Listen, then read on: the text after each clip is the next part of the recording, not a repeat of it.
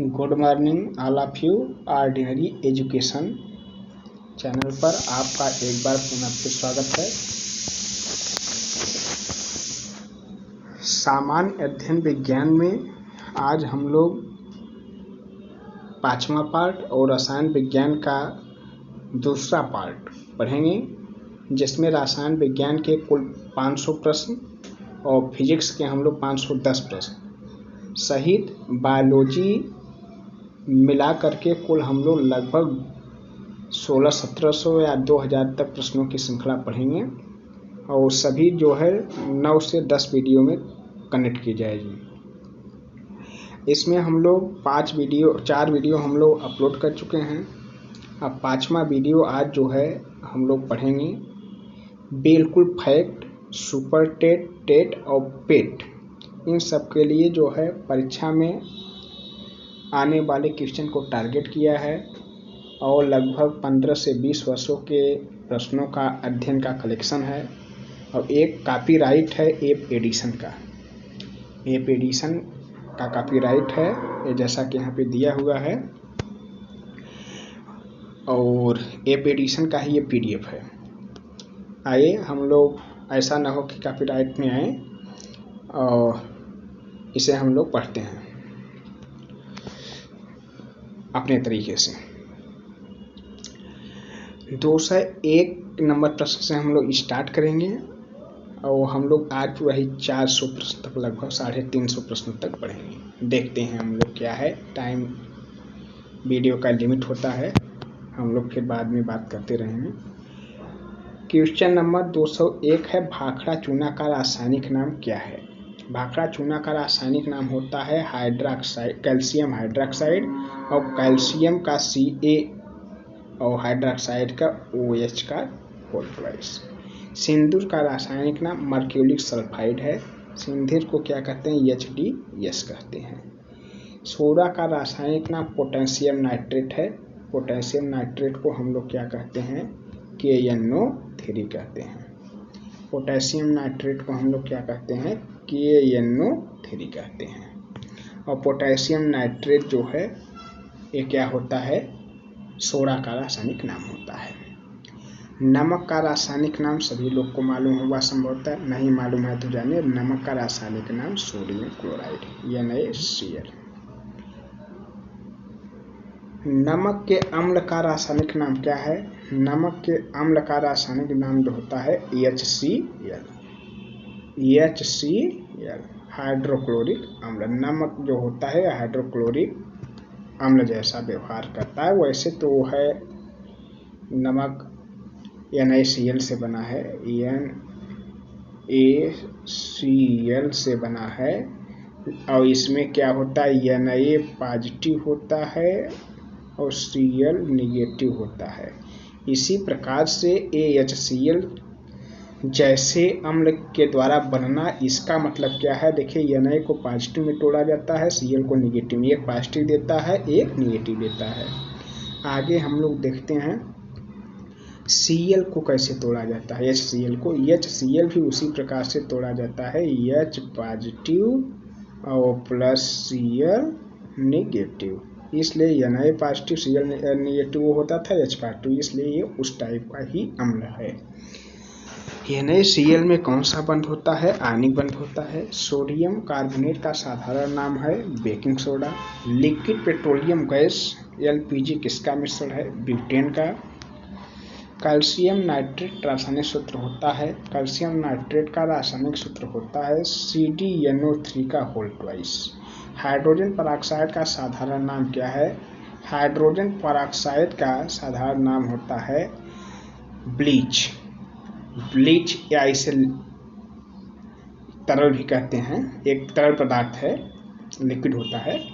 Nail polish remover को में क्या होता है? नेल पॉलिश रिमूवर जो होता है वो एक प्रकार का जो है, जैसे स्प्रे होता है उसी प्रकार का जो है एक स्प्रे होता है, और एक या वो लिक्विड के रूप में भी आता है। उसे क्या किया जाता है? नेल पॉलिश पे लगाने से क्या होता है? वहाँ पर वो उसका विरंजन करता है। नेल पॉलिश का विरंजन का मतलब क्या होता है? उसके रंग को क्या करता है? उड़ा देता है। और नेल पॉलिश रिमूवर उसे कहते हैं, इसमें एसीटोन होता है। क्या होता है नेल पॉलिश में, क्या समझ में आया? नेल पॉलिश क्या है? एक प्रकार का नेल पॉलिश रिमूवर जो है एक प्रकार का स्प्रे होता है या तो लिक्विड होता है, जो क्या किया जाता है नेल पॉलिश पर लगाने के बाद जो होता है वो नेल पॉलिश का कलर ला देता है। मेथेनॉल का रासायनिक सूत्र क्या होता है? CH3COH। CH3 जो है COH जो है ये मेथेनॉल का रासायनिक सूत्र होता है। परमाणु बंध क्यों बनते हैं? स्थितिज ऊर्जा को घटाने और स्थिरता प्राप्त करने के लिए।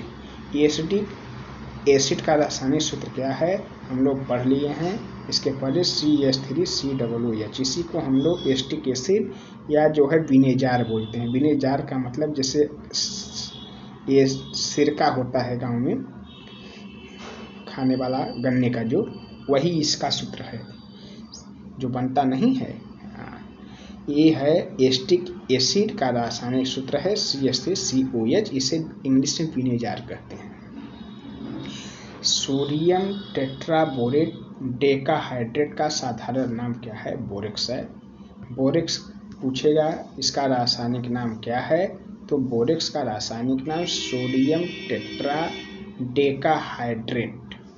अमोनियम क्लोराइड को किस साधारण नाम से जाना जाता है? नवसादर के नाम से जाना जाता है, और इसे NH4Cl के रूप में प्रेजेंट किया जाता है।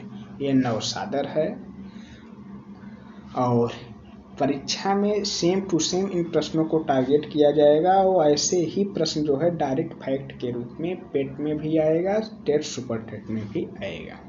अन्य प्रतियोगी परीक्षाओं के लिए भी इम्पॉर्टेंट है, ऐसी बात नहीं है, लेकिन इन सबको ये टारगेटेड किया गया है। अमोनियम क्लोराइड को किस साधारण नाम से जाना जाता है?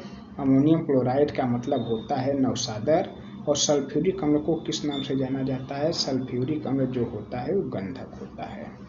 ठीक, सल्फ्यूरिक अम्ल का फार्मूला होता है H2SO4। लेड सल्फाइड PbS को किस साधारण नाम से जाना जाता है? गैलेना नाम से जाना जाता है।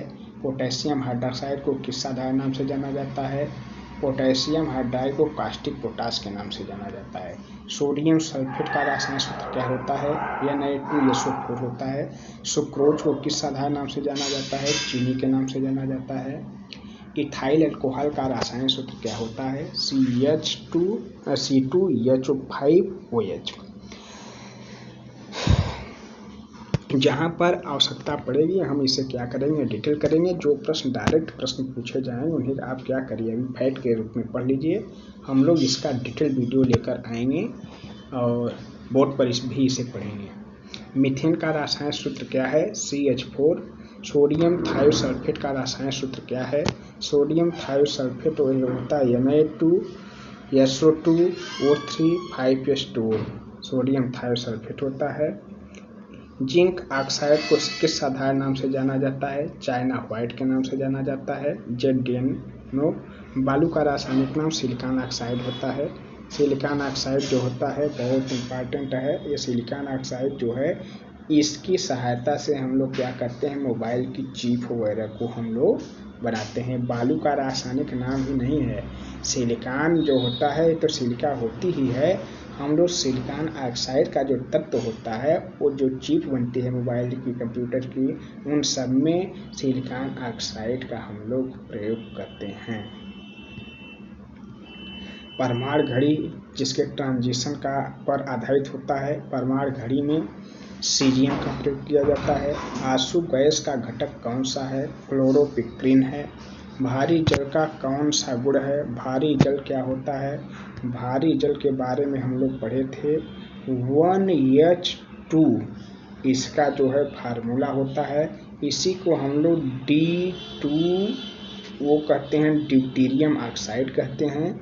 ये जो होता है हाइड्रोजन का द्वितीयक समस्थानिक होता है। हाइड्रोजन का 3 समस्थानिक होता है, 1H1 1H2 और 1H3, ये 3 होते हैं। तो ये बीच वाला जो होता है ये जो है क्या होता है? ये भारी जल होता है, इसे ड्यूटेरियम ऑक्साइड कहा जाता है। और इसे क्या है, A1H1 जो है, ये क्या है, एक सिंपल हाइड्रोजन होता है। 1H3 एक प्रकार का ये क्या है, रेडियो एक्टिव हाइड्रोजन है। चलिए, इसे कहते हैं प्रोटियम, इसे कहते हैं ड्यूटेरियम, इसे कहते हैं ट्राइटिरियम।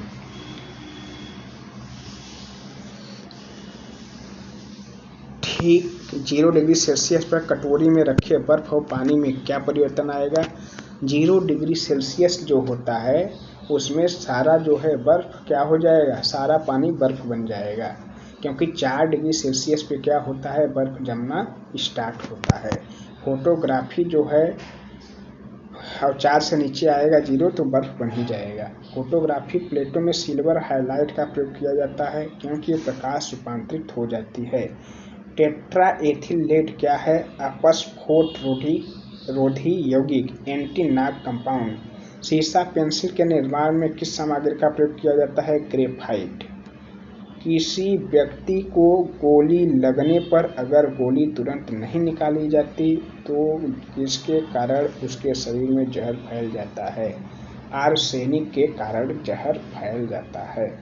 सीमेंट की खोज किसने की थी, जोसेफ आसफदीन ने किया था। सीमेंट की खोज किसने की थी, जोसेफ आसफदीन ने किया था। सीमेंट जो होता है, ये जो होता है पोर्टलैंड पत्थर और जिप्सम वगैरह, यही चूना पत्थर मिला करके बनाया जाता है। उसके बारे में हम लोग आएगा तो फिर पढ़ेंगे। कार्बन 12 ग्राम, एक मोल में कितने परमाणु होते हैं। कार्बन के 12 ग्राम अर्थात एक मोल में 6.022 10⁻²3। इसी को एवोगाद्रो नंबर भी कहा जाता है।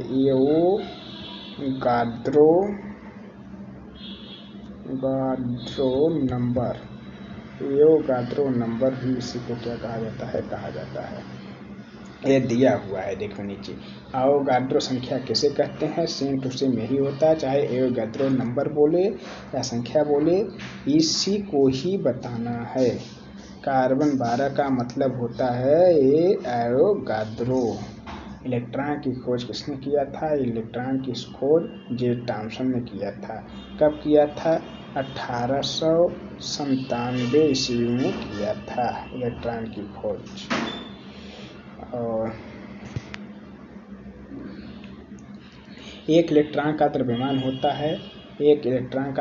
होता है 9.1, डायरेक्ट से शॉर्ट कट में पढ़िए 9.1 और इनटू क्या होता है 10⁻⁻28 ग्राम होता है जी।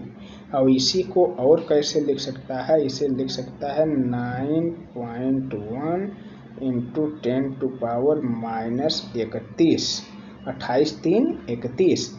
ये केजी लिखेगा तब, जब केजी लिखे, याद रहे केजी लिखेगा तो 10⁻31 होगा और ग्राम लिखेगा तो -28 होगा।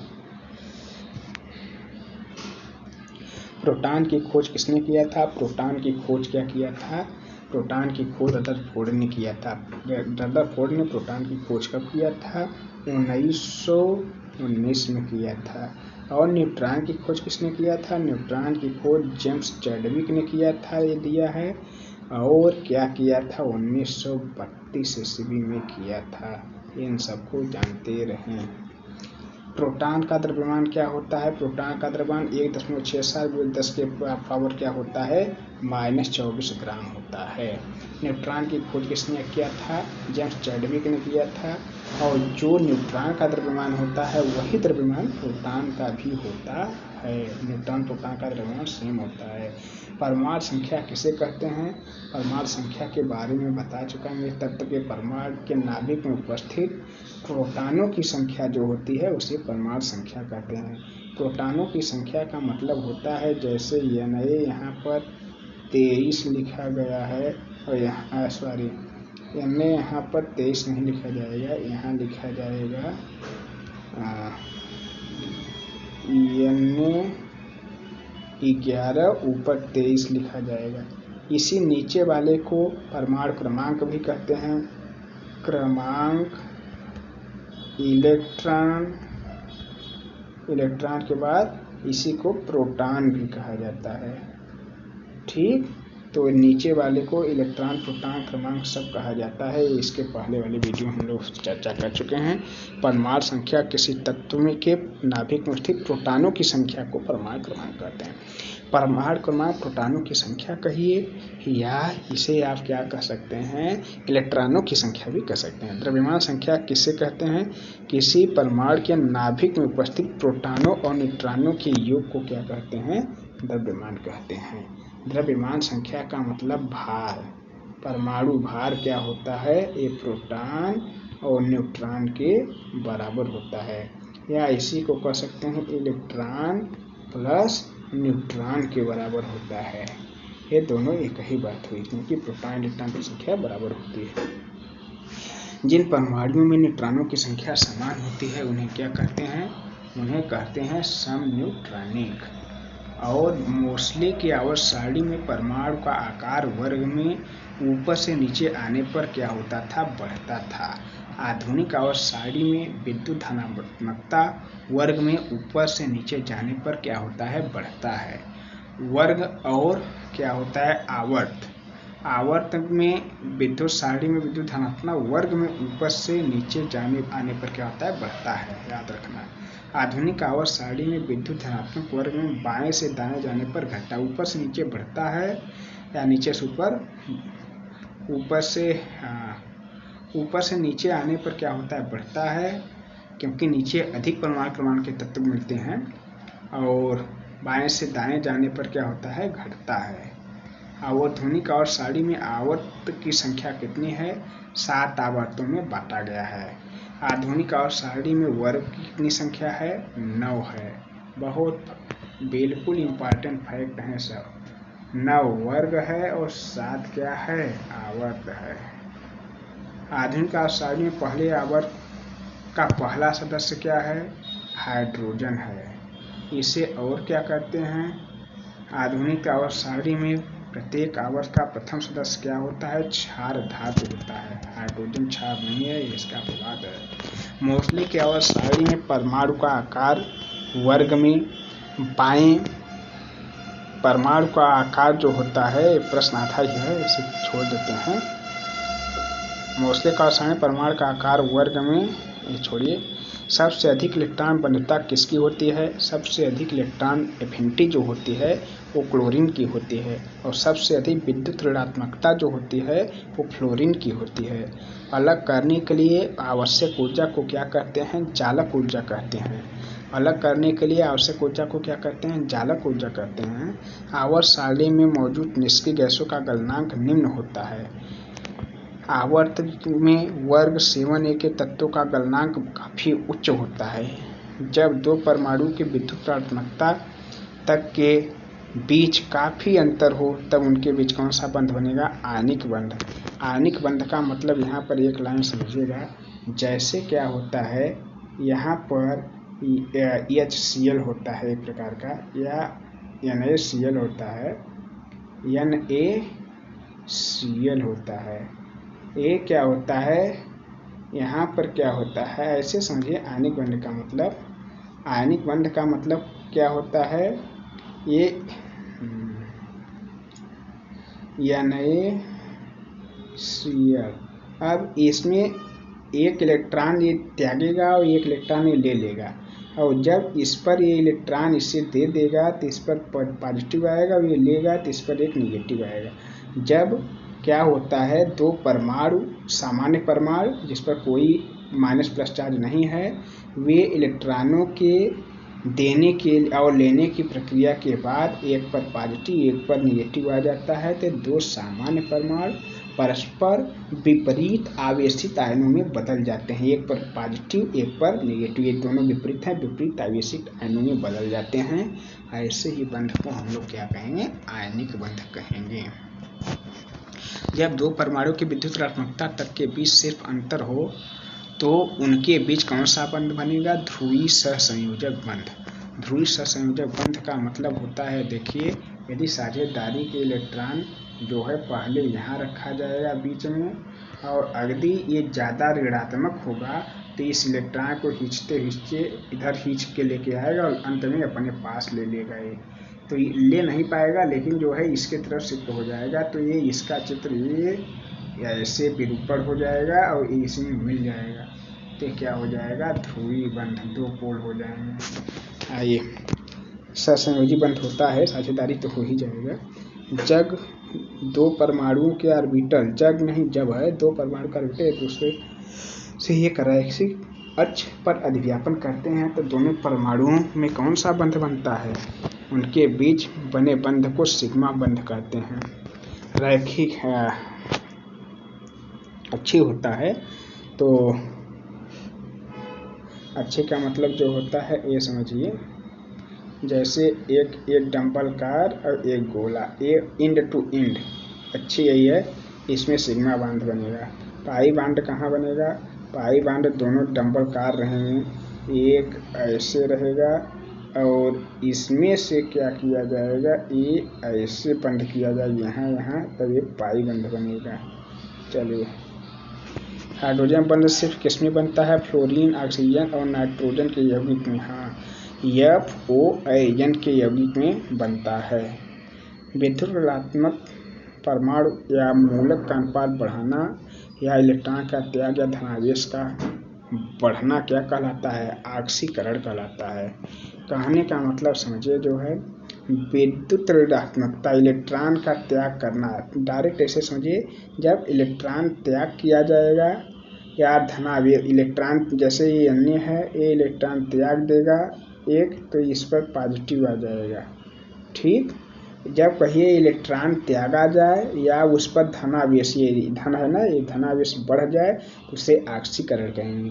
और जब इलेक्ट्रॉन ग्रहण किया जाए, मतलब यह दर ग्रहण किया जाएगा यहाँ और यहाँ माइनस आ जाएगा ग्रहण करने के बाद, तब इसे क्या कहेंगे? अवकरण कहेंगे। जब एक पदार्थ इलेक्ट्रॉन त्याग करता है, दूसरा उसे ग्रहण करता है, तो इस प्रक्रिया को क्या कहते हैं? रिडॉक्स प्रक्रिया कहते हैं।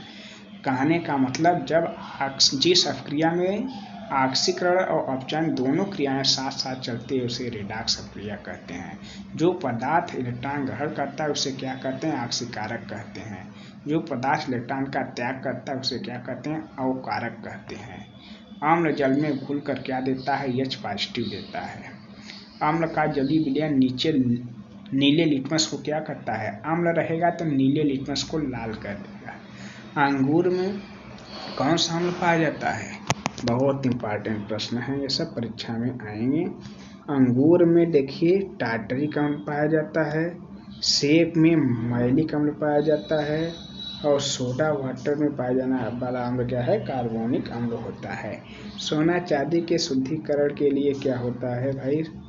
किस अम्ल का प्रयोग किया जाता है? नाइट्रिक अम्ल का प्रयोग किया जाता है।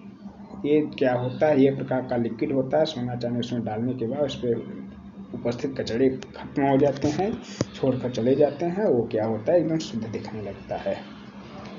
खाना पचाने के लिए कौन सा अम्ल होता है? HCl होता है, जो व्यक्ति के मतलब शरीर में क्या करता है? भोज्य पदार्थों को अम्लीय खट्टा कर देता है, जिससे भोजन क्या होता है? आसानी से पचता है। लोहे पर जस्ते की परत चढ़ाने के पहले लोहे को किससे साफ किया जाता है? सल्फ्यूरिक अम्ल और नाइट्रिक अम्ल के द्वारा। जस्ते की परत चढ़ाने के लिए, जैसे लोहा है उसे तांबा बनाना है, तांबा जैसा दिखना चाहिए, तो क्या करेंगे? पहले उसे सल्फ्यूरिक अम्ल नाइट्रिक अम्ल से पेंट कर देंगे। पेंट करने का मतलब लेप लगा देंगे, और लेप लगाने के बाद उसके ऊपर क्या करेंगे? जस्ते को पिघला करके लिक्विड जैसा बनाएंगे एकदम। जब पानी जैसा हो जाएगा, जस्ता दूध जैसा गर्म हो जाएगा, तो उसे क्या करेंगे? उसे बोल देंगे, ऊपर से आप देखेंगे तो कॉपर जैसा दिखेगा। और गुड़ भी कुछ हद तक आ जाते हैं, क्योंकि कुछ चीज़ें कॉपर की हो भी जाती है। कपड़े से जंग के धब्बे हटाने के लिए किस अम्ल का प्रयोग किया जाता है? कपड़े से जंग के धब्बे हटाने के लिए आइजेलिक अम्ल का प्रयोग किया जाता है। हाइड्रोक्लोरिक अम्ल एवं सांद्र नाइट्रिक अम्ल 3:1 के अनुपात के मिश्रण को क्या कहते हैं? अम्लराज कहते हैं। वेरी गुड, बहुत सही है। अम्लराज में क्या होता है? 3:1 में क्या किया जाता है? मिलाया जाता है। क्या मिलाया जाता है भाई? ये मिलाया जाता है हाइड्रोक्लोरिक अम्ल और सांद्र नाइट्रिक अम्ल। सांद्र नाइट्रिक अम्ल का मतलब और हाइड्रोक्लोरिक अम्ल का मतलब समझिए। हाइड्रोक्लोरिक अम्ल का मतलब HCl और सांद्र नाइट्रिक अम्ल HNO3। ये सांद्र नाइट्रिक अम्ल है और ये HCl है। सोना और प्लेटिनम को गलाने के लिए किस मेथड का इस्तेमाल किया जाता है? ये अम्लराज हैं। वह कौन सा यौगिक है जो अम्ल से प्रतिक्रिया करके लवण एवं जल देता है, क्षार देता है? क्षार का जलीय विलयन लाल लिटमस को क्या करता है? नीला करता है। और अम्ल का जलीय विलयन नीले लिटमस को लाल कर देता है, उल्टा होता है। पोटेशियम हाइड्रोक्साइड एवं सोडियम हाइड्रोक्साइड किसका उदाहरण है? पोटेशियम जितने ऑक्साइड हैं वो कभी अम्ल नहीं होते, वो हर समय क्या होते हैं? क्षार होते हैं। घरों में चूना पोतने में किसका इस्तेमाल किया जाता है? कैल्शियम हाइड्रोक्साइड का। जल को मृदु बनाने के लिए किसका इस्तेमाल किया जाता है? कैल्शियम हाइड्रोक्साइड का। गारा एवं प्लास्टर बनाने के लिए किसका उपयोग किया जाता है? कैल्शियम हाइड्रोक्साइड का। गारा या प्लास्टर, हाँ ठीक। साबुन बनाने के लिए किसका इस्तेमाल किया जाता है? सोडियम हाइड्रोक्साइड कास्टिक सोडा का। कारखानों को साफ करने में, कपड़ा एवं कागज बनाने तथा दवा बनाने में किसका इस्तेमाल किया जाता है? सोडियम हाइड्रोक्साइड और इसे कहते हैं कास्टिक सोडा। जितने भी टिकिया टैबलेट बनते हैं उसमें कुछ न कुछ मात्रा में कास्टिक सोडा या सोडियम हाइड्रोक्साइड मिलाया जाता है।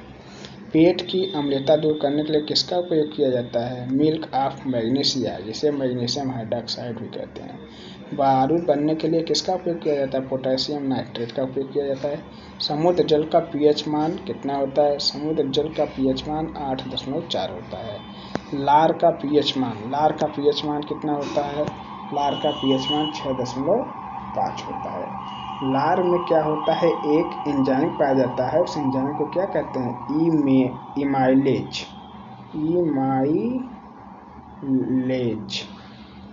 इमाइलेज नामक एंजाइम लार में पाया जाता है। कोई पूछे कि लार में कौन सी एंजाइम पाई जाती है तो इमाइलेज पाया जाता है। शराब का पीएच मान, देखिए पीएच मान बहुत अर्जेंट है। लार का पीएच मान 6.5 और समुद्री जल का पीएच मान 8.4। 8.4 के बाद शराब का पीएच मान 2.8। वर्षा के जल का पीएच मान 5.6 से कम होता है, अम्लीय होता है। देखिए क्या होता है, एक बार फिर समझिए। ये जो है 7 हो गया, ये 7 मतलब H2O जल है। ये उदासीन है, ना अम्लीय है ना क्षारीय है। 7 से नीचे 1 से लेकर 6 तक, 7 तक क्या 6 तक होगा अम्लीय और 8 से लेकर क्या होगा 14-15 तक क्या होगा क्षारीय होगा। 2 या 2 से अधिक पदार्थों का समन्वय मिश्रण क्या कहलाता है? विलयन कहलाता है। चीनी और पानी में कौन सा विलेय और कौन सा विलायक है? चीनी विलेय है और पानी विलायक है। क्यों? क्योंकि चीनी को घोला जाता है और पानी से घोला जाता है। जो घोला जाएगा वो विलेय होगा और जो घोलेगा वो विलायक होगा। द्रव में ठोस का विलयन एक उदाहरण है पारा में लेड का विलयन। द्रव में ठोस विलयन का एक उदाहरण है पारा में लेड विलयन का। गैस में ठोस विलयन का एक उदाहरण है वायु में आयोडीन का विलयन। वास्तविक विलयन में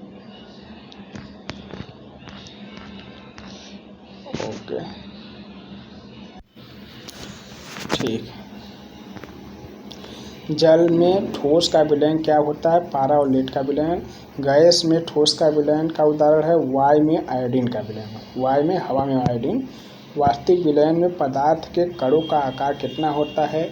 पदार्थ में कणों का आकार का व्यास 10⁻⁷ सेमी से कम होता है। कोलाइडी विलयन में पदार्थ विलेय के कणों का आकार कितना होता है? कोलाइडी विलयन में कणों का जो आकार होता है वो होता है व्यास 10⁻⁷ से 10⁻⁵। ये व्यास कहे चाहे त्रिज्या कहे, दोनों इसी के बीच में होता है। गैसों में द्रवों में गैस का प्रक्षेपण क्या कहलाता है? झाग कहलाता है। देखिए टाइम का बाउंडेशन है, थोड़ा हम लोग प्रश्नों को जल्दबाजी में देखते हैं, नहीं वीडियो थोड़ा लंबा हो जाएगा। ये सब फैक्ट हैं, इन्हें 2 बार 3 बार 4 बार देखिए, जितने बार में ये समझ में आ जाए। पूरे जो है आधे घंटे 1 घंटे 2-3 वीडियो का एक विषय है। रसायन विज्ञान 3 वीडियो हैं तो 2 घंटे होगा, तो सब मिला कर के 2.5 घंटे में पूरा रसायन विज्ञान पढ़ लेंगे। 3 घंटे में लगभग पूरा फिजिक्स पढ़ लेंगे। 3 घंटे में पूरी बायोलॉजी पढ़ लेंगे और एक भी प्रश्न छूटेगा नहीं। पूरा जो है लगभग 8-9 घंटे पढ़ेंगे तो पूरा विज्ञान से झंझट छूट जाएगी। आप चाहिए तो दिन भर में 4 घंटे सुबह 4 घंटे शाम पढ़ करके 2-2 3-3 वीडियो देख करके जो है प्रत्येक दिन 2 दिन 3 दिन लगातार देखिए, फिर उसके बाद देखने की ज़रूरत नहीं पड़ेगी। और जब इच्छा करे तब इस प्रश्न को पढ़िए और मेहनत करके प्रश्न को यदि 2 बार 3 बार देख लिए तो ये प्रश्न कभी भूलेंगे नहीं। ऑलरेडी आप कोई भी प्रश्न परीक्षा देने जाएंगे, प्रत्येक में 1-2 प्रश्न मिलना तय है रसायन विज्ञान से, और प्रत्येक में 2-3 प्रश्न मिलना, 4 प्रश्न मिलना जो है भौतिक ज्ञान से तय है। बायोलॉजी से भी 4-5 प्रश्न मिलना तय। कहने का मतलब केमिस्ट्री से भी 3-4 प्रश्न कभी आता है, ऐसी बात नहीं है। कुल मिलाकर 10 प्रश्न यदि विज्ञान में आ रहा है तो 3-3 4-4 क्वेश्चन सभी से आएगा, ऐसी बात नहीं है।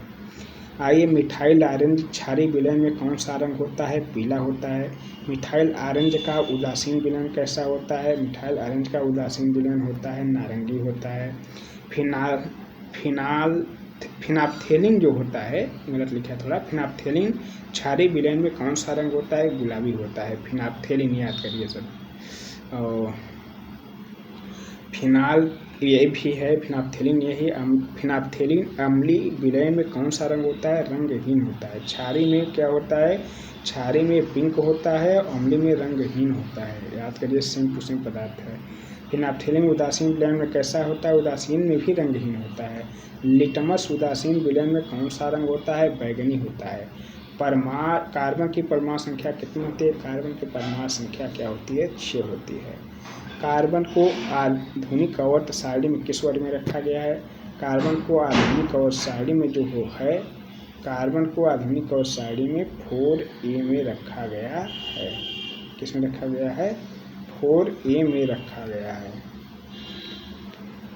और वैसे पदार्थ जिनके रासायनिक गुण समान एवं भौतिक गुण भिन्न होते हैं वो क्या कहलाते हैं? अपरूप कहलाते हैं। रासायनिक गुण भिन्न होगा, रासायनिक गुण समान होगा, भौतिक गुण भिन्न होगा तो एक ही पदार्थ का वो क्या हो जाएगा? समस्थानिक हो जाएगा। अपरूप का एक प्रमुख उदाहरण कौन सा है? हीरा एवं ग्रेफाइट। अपरूपता का, ग्रेफाइट का अपेक्षिक घनत्व कितना होता है? 2.2 होता है। काला शीशा किसे कहते हैं? ग्रेफाइट को कहते हैं। दुनिया का सबसे कठोर पदार्थ कौन है? दुनिया का सबसे कठोर पदार्थ जो है हीरा होता है। और हीरा न रहे तो उसे प्लेटिनम लगा देना। शुद्ध हीरा किस रंग का होता है? रंगहीन होता है। शीशा काटने में किस हीरे का इस्तेमाल किया जाता है? काला हीरा, बोल्ट का। शीशा को काटने में काले हीरे का प्रयोग किया जाता है। एल्केन का रासायनिक सूत्र क्या होता है? एल्केन का रासायनिक सूत्र CnH2n+2 होता है। और CnH2n+2 में n किस चीज़ को दर्शाता है? कार्बन परमाणु की संख्या को दर्शाता है। एल्केन के प्रमुख उदाहरण कौन से? Methane, ethane, propane, butane. Alkane के मतलब जितने अंत में n आएगा, methane, ethane, propane, butane, pentane, ये सब जो है चीज़ें, हेक्सेन, ये सब एल्केन में आएंगे जिसमें लास्ट में n लगा रहेगा। अब क्या है? एल्काइन का रासायनिक सूत्र क्या होता है? एल्काइन का CnH2n-2 होता है। एल्काइन में ऐसे ही सब आएगा, एथाइन, ब्यूटाइन, पेंटाइन और हेक्साइन, इसी प्रकार के सब नाम आए। अंत में आइन आएगा। बेंजीन का रासायनिक सूत्र क्या होता है? बेंजीन का रासायनिक सूत्र C6H6। ये इसका एक जो है हम चित्र बनाए थे, ये ऐसे होता है, ये रिंग ऐसा होता है, अल्टरनेट क्या होते हैं? डबल बॉन्ड होता है, ये ऐसे, या डायरेक्ट इसी को ऐसे किया जाता है, ये ऐसे बनाएं और ये ऐसे होता है। ये बेंजीन का चित्र होता है। जब 2 या 2 से अधिक अवयव के अणुसूत्र समान होते हैं परंतु उनके गुणों में कुछ अंतर होता है तो उसे समावयवता कहते हैं। और जब स्ट्रक्चर समान होते हैं और प्रॉपर्टी समान होती है तो उसे हम रिजोनेंस कहते हैं। रिजोनेंस को क्या कहते हैं? रिजोनेंस को हम लोग क्या कहते हैं? अनुनाद। अनुनाद, ठीक, अनुनाद को हम लोग रिजोनेंस कहते हैं। जब एक ही अणु के दो अथवा दो से अधिक अणु आपस में सहयोग करके एक बड़ा अणु बनाते हैं तो इस प्रक्रिया को क्या कहते हैं? बहुलीकरण कहते हैं। स्टार्च एवं सेलुलोज किसके उदाहरण हैं? प्राकृतिक बहुलक के उदाहरण हैं। और नेचुरल पॉलीमर क्या होता है? वही होता है प्राकृतिक बहुलक। एथिलीन का रासायनिक सूत्र C2H4 होता है। पॉलीस्टाइरीन का उपयोग किया जाता, किस काम में किया जाता है? एसिड रखने की बोतल, सेलों के कवर आदि में। बरसाती शीट, फिल्म तथा पतली चादर बनाने के लिए किसका इस्तेमाल किया जाता है? पॉलीविनाइल क्लोराइड का। रेडियो, टेलीविज़न आदि के केस बनाने के लिए किसका इस्तेमाल किया जाता है? रेडियो, टेलीविज़न आदि के केस में सब बैकेलाइट का उपयोग किया जाता है। बहुत इम्पॉर्टेंट है ये जो बाइक में जो लगा होता है पदार्थ क्या होता है? सब बैकेलाइट के अंतर्गत आते हैं। प्राकृतिक रबड़ को सल्फर के साथ मिलाकर गर्म करने की प्रक्रिया को वल्कनीकरण कहते हैं। प्राकृतिक रबड़ को सल्फर के साथ मिलाकर उसे क्या कहते हैं? गर्म करने की प्रक्रिया वल्कनीकरण कहलाती है। प्राकृतिक रबड़ काफ़ी मुलायम होते हैं, इसे कठोर ट्यूब, टायर आदि बनाने के लिए क्या मिलाया जाता है? कार्बन मिलाया जाता है। प्राकृतिक रबड़ काफ़ी मुलायम होते हैं, इसे कठोर ट्यूब, टायर आदि बनाने के लिए क्या मिलाया जाता है? कार्बन मिलाया जाता है। विद्युत तार, कन्वेयर बेल्ट तथा खनिज तेल ले जाने वाले पाइप बनाने के लिए किस रबड़ का इस्तेमाल किया जाता है? संश्लिष्ट रबड़ का इस्तेमाल किया जाता है। ऑक्सीजन मुक्त करने वाले रसायनों के साथ मिलाकर रॉकेट इंजन में ठोस ईंधन के रूप में किसे प्रयोग किया जाता है? थाइकाल रबड़। पैराफिन वैक्स का इस्तेमाल किया जाता है मोमबत्तियां जलरोधी बनाने के लिए। सेलुलोज से बने कृत्रिम रेशे को क्या कहते हैं? रेयान कहते हैं। ईंधन के रूप में पेट्रोल की गुणवत्ता किस संख्या से मापी जाती है? ऑक्टेन संख्या से मापी जाती है। किस प्रकार के कोयले में कार्बन की मात्रा सबसे अधिक पाई जाती है? एंथ्रासाइनिन में पाई जाती है। एंथ्रासाइट जो होता है साइनिन में, एंथ्रासाइट सबसे उच्च कोटि का कोयला होता है। किस प्रकार के कोयले में कार्बन की मात्रा कम पाई जाती है? पीट में 40-50% पाया जाता है ईंधन, और बाकी सब पदार्थ वैसे रहते हैं टाइप के। लिग्नाइट और बिटुमिनस किसके प्रकार हैं? लिग्नाइट और बिटुमिनस सब ये कोयले के प्रकार हैं। प्राकृतिक गैस में कितना प्रतिशत हाइड्रोकार्बन होता है? प्राकृतिक गैस हाइड्रोकार्बन का ही बना होता है, उसमें लगभग 95% हाइड्रोकार्बन ही होता है। एलपीजी में गंध के लिए क्या मिलाया जाता है? Methyl mercaptan. एलपीजी में जो वो सुगंध आता है, दुर्गंध, वो क्या है? मार्केप्टन है। गोबर से निर्मित गैस को क्या कहते हैं? मीथेन गैस कहते हैं। गोबर गैस, बायोगैस या मीथेन गैस। प्रोड्यूसर गैस में कौन सी गैस सबसे अधिक मात्रा में पाया जाता है? नाइट्रोजन 70%। आओ हम लोग आगे बढ़ते हैं। क्या कहते हैं? प्रोड्यूसर गैस का जो है, गैस में कौन सी गैस सबसे अधिक मात्रा में पाई जाती है? नाइट्रोजन गैस से 70% पाई जाती है। प्रोड्यूसर गैस का ऊष्मीय मान कितना होता है? 1100 से 1750 किलो कैलोरी प्रोड्यूसर का ऊष्मीय मान होता है। जल गैस का ऊष्मीय मान कितना होता है? जल गैस का ऊष्मीय मान होता है 2500 से 2800 किलो कैलोरी। सिगरेट लाइटर में किस ईंधन का इस्तेमाल किया जाता है? परीक्षा में पूछा और रिपीटेड प्रश्न है। सिगरेट लाइटर में किस ईंधन का उपयोग किया जाता है? ये कोई सिगरेट का लाइटर नहीं होता है, जो लाइटर जलाने वाला होता है, कुछ भी जलाओ, कोई भी लाइटर हो, सब उसमें ब्यूटेन गैस ही भरा जाएगा। ये जरूरी नहीं कि सिगरेट पिया जाता है जलाकर तो सिगरेट लाइटर हो गया। किस धातु का ऊष्मीय एवं विद्युत चालकता सबसे कम होती है? सीसा की ऊष्मीय चालकता, विद्युत चालकता सबसे कम होती है। धातुओं की ऑक्साइड की प्रकृति कैसी होती है? क्षारकी। कौन सी एक मात्र धातु है जिसकी प्राकृतिक अम्लीय होती है? Chromium oxide.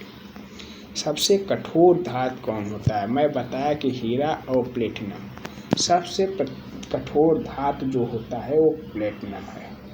ठीक, सबसे कठोर क्या है? प्लेटिनम है। और प्लेटिनम न रहे तो हीरा, हीरा न रहे तो प्लेटिनम। अगर दोनों में से दोनों रहेगा तो प्लेटिनम रहेगा। भूपर्टी में सबसे अधिक मात्रा में कौन से धातु पाए जाते हैं? एल्यूमिनियम का 7% पाया जाता है। किस धातु के अयस्क में मिले अशुद्ध पदार्थ को क्या कहते हैं? गैंग कहते हैं। जो अशुद्धि होती है उसे क्या कहते हैं? अधात्री या गैंग कहते हैं। अयस्क में मिले अशुद्ध पदार्थ गैंग को हटाने के लिए उसमें कौन सा पदार्थ मिलाया जाता है? फ्लक्स मिलाया जाता है। गैंग और फ्लक्स के मिलने से बने पदार्थ को क्या कहते हैं? धातु मल, स्लैब कहते हैं। कार्बोनेट अयस्क अच्छा, धातु मल क्या होता है समझिएगा।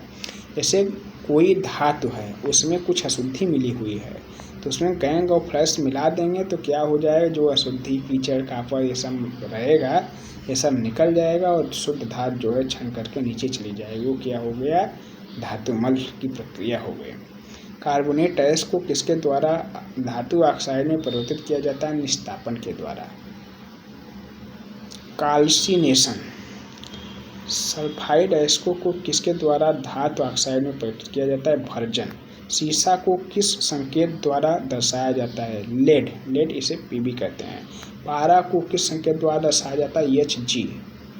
चांदी को किस संकेत? चांदी का संकेत Ag। सोना का Au। लोहा का Fe, इसे फेरस भी कहते हैं। तांबा की सतह पर हरे रंग की परत चढ़ाना था चांदी की वस्तुओं का काली हो जाना संरक्षण के कारण होता है। संक्षारण जिसे कहते हैं। संक्षारण का मतलब होता है कोरोजन।